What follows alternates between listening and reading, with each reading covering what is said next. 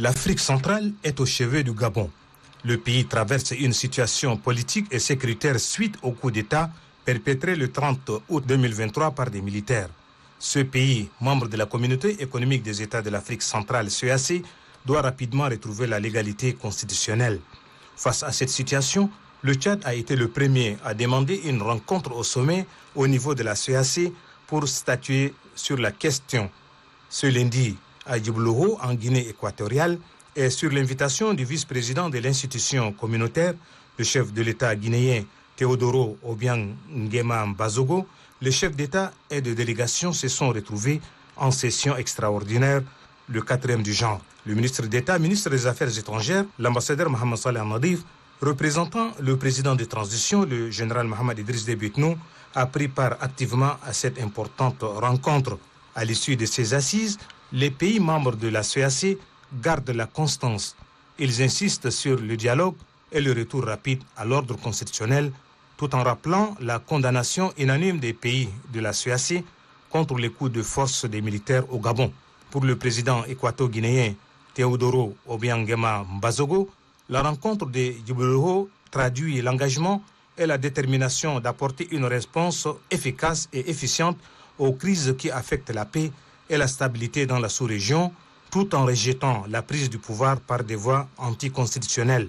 À la clôture des travaux, les chefs d'État et de délégation ont, dans une motion lue par le chef de la diplomatie tchadienne, l'ambassadeur Mohamed Saleh Al-Nadif, exprimé leurs remerciements et témoigné leur gratitude aux autorités équato-guinéennes pour leur engagement constant pour la paix et la sécurité en Afrique centrale. Dans le communiqué final qui a sanctionné les travaux de la 4e session extraordinaire de la conférence des chefs d'État et de gouvernement de la CEAC, les chefs d'État et de délégation ont pris acte de la suspension du Gabon dans toutes les instances de la CEAC jusqu'au retour de l'ordre constitutionnel. Pour cela, ils ont exigé l'organisation d'un dialogue inclusif regroupant tous les acteurs politiques gabonais. En outre, selon les textes régissant l'organisation, le président Théodoro Obiang Nguema a été désigné par ses pairs pour assurer la présidence de l'organisation et son siège sera délocalisé provisoirement de Libreville à Malabo. Le président centrafricain, professeur Faustin Archange Touédéra, est le facilitateur dans la crise gabonaise. Le remerciement. Nous, chefs d'État et du gouvernement de la Communauté économique des États de l'Afrique centrale, CEAC, réunis le 4 septembre 2023 à Djibouti, République de Guinée équatoriale, dans le cadre de la 4e session extraordinaire de la conférence des chefs d'État et de gouvernement de la CEAC en formant Conseil de paix et de sécurité de l'Afrique centrale COPAX, consacré à la situation politique et sécuritaire en République gabonaise.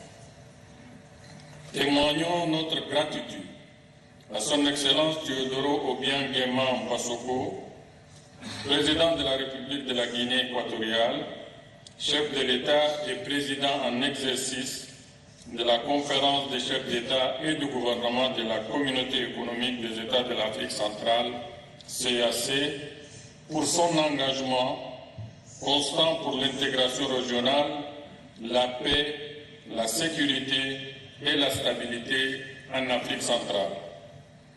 Exprimons nos sincères et vifs remerciements au gouvernement de la République de Guinée équatoriale et au peuple équato-guinéen pour l'accueil chaleureux et pour toutes les dispositions prises en vue de la bonne tenue de la 4e session extraordinaire de la conférence des chefs d'État et de gouvernement de la CEAC dans le cadre du Conseil de paix et de sécurité de l'Afrique centrale COPAX consacré à la situation politique et sécuritaire en République gabonaise.